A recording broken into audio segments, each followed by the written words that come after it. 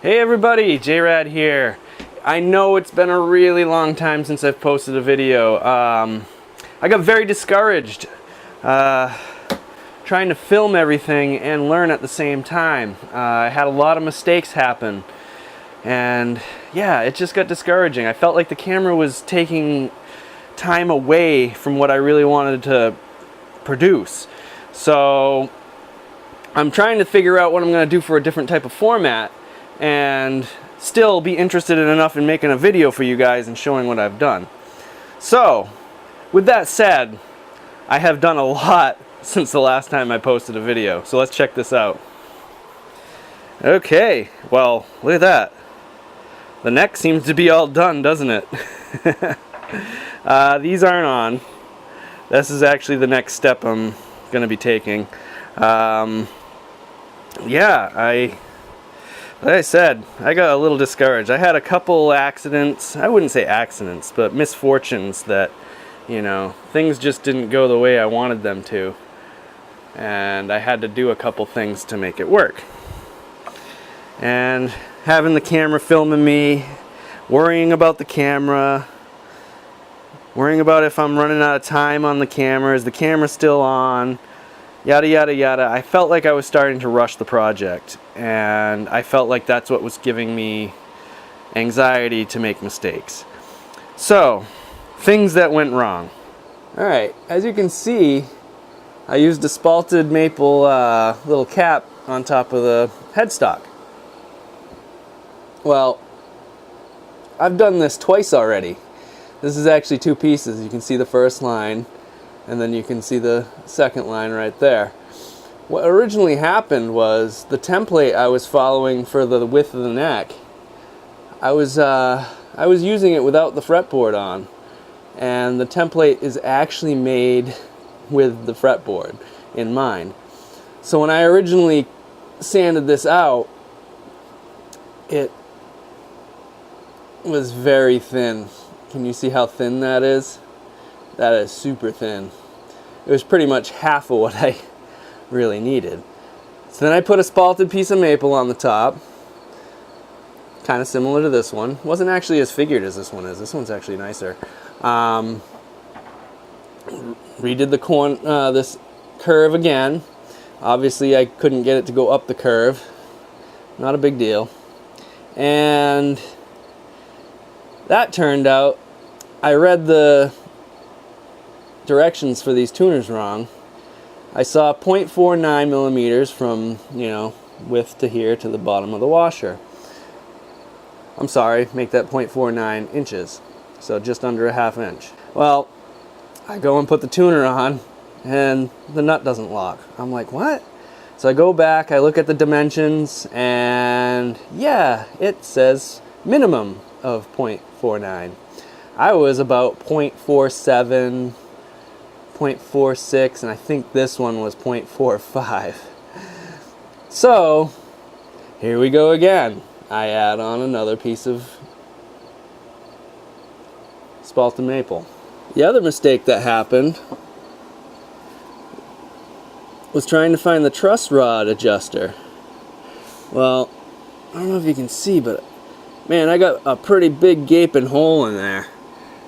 I went too far at an angle the first time, and I completely went under it. I missed it. So that was a fail. I mean, I got it to work.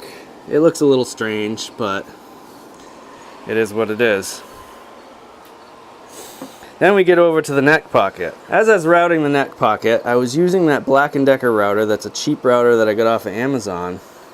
And somehow or another, when I was doing this corner, I moved. I gave it a little jolt, and it kicked out. So now, I don't know if you can see, but I got a really big gap between my neck and the pocket. I mean, it's not that big of a deal because it's a bolt-on, but as far as aesthetics go, it's kind of hideous. Not much I can do to fix that without gluing in a piece and hoping that it matches. I think I'm just going to leave it at that. I'm going to leave it where it is. And as that was happening, that happened over here too. See the little bump? And it's not completely flush against the neck. I kind of tried to even it out a little bit. So that was fail number 5, 6. And all while this was happening, I was trying to film, you know, at least have the camera rolling to show what I was doing. And I was worried about the camera. I was worried about it turning off because it has a tendency to turn off after like a certain amount of time. So, you know, I felt like I was focusing more on my filming than I was on the actual project, and I was starting to make really big mistakes. But everything else went very smooth. I put the frets in. I did the dots. Dots didn't come out perfect either because I was supposed to do it before I did the shape of the neck. I was supposed to do it with my my bench drill. There, that one's not quite centered. This one ended up going too deep. They're not perfect, but they're there. Frets went amazing. I've done frets. This is probably my 5th install of frets. This is the first time I've installed it on a brand new neck, but I did the radius with the sanding block. Came out pretty decent, and yeah, so this is what I got so far. So next is to figure out what I'm going to do with my switch and knob layout. And that's the way I had it when we started this. So I really apologize if anybody's upset that I really didn't show too much of what I've done up to this point. You know, I'm still a small YouTuber. I don't have many subscribers, so I don't think it's that big of a deal. I think my next build that I do, I'm definitely gonna try to do a little bit more of a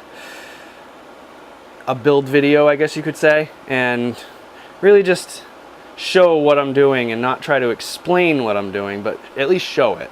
I think that's more of what I'm gonna go for now, and you know, I'll speed up areas where it's boring and blah blah blah blah blah, and I'll talk when I need to, and yeah. So as you also can see, I did my pickup routes. Let's see if I can find it. Here we go.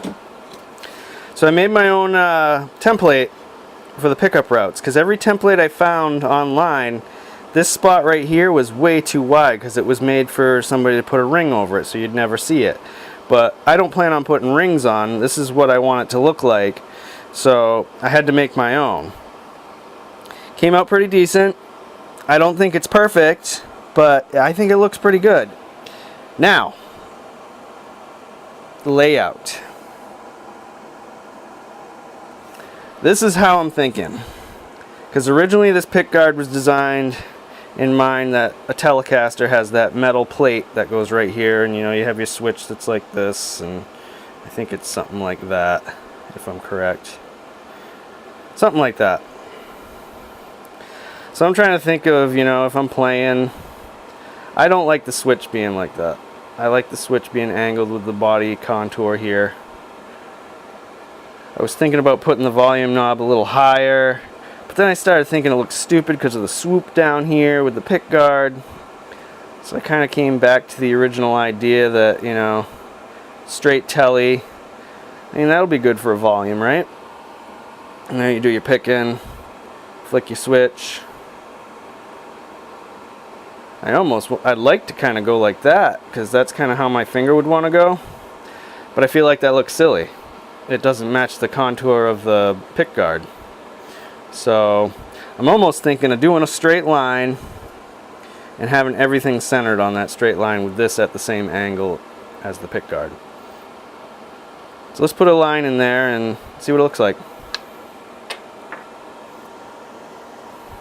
Now what I gotta figure out is where is the exact center of this. So let's figure that out.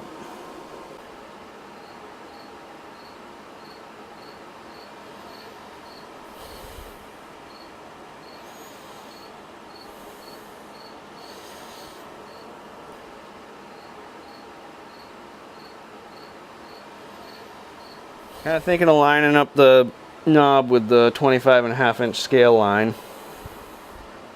And this is just a piece of paper to just roughly think about where I'd want this switch to be.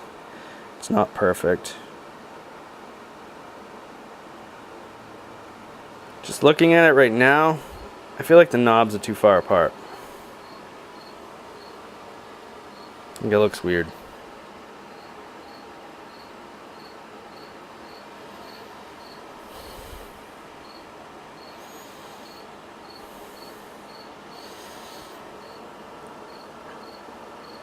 Kind of liking that. Yeah, that's pretty good. It's only 15 millimeters over roughly, which is fine.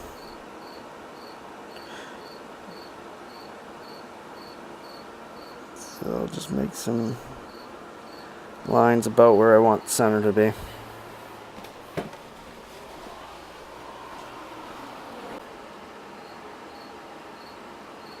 So I'm definitely learning. There's a lot of things that, you know, went wrong, but that's the learning curve.